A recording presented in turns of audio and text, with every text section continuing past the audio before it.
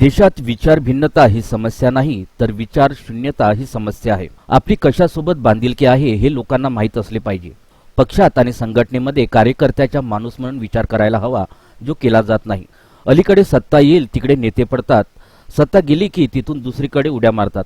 जीवनात पैसा हा महत्त्वाचा असला तरी सर्वस्व नाही। त्याचप्रमाणे आरोग्यालाही महत्त्व द्यायला हवे असे मत केंद्रीय रस्ते व वाहतूक मंत्री नितीन गडकरी यांनी व्यक्त केले। मराठा सेवा संघ व युगनायक माननीय पुरुषोत्तम खेडेकर अमृत महोत्सव गौरव समिती यांच्या वतीने बालगंधर्व रंगमंदिर येथे मराठा सेवा संघाचे संस्थापक अध्यक्ष पुरुषोत्तम खेडेकर अमृत महोत्सवानिमित्त आयोजित अभिष्ट चिंतन सोहळ्यात गडकरी बोलत होते।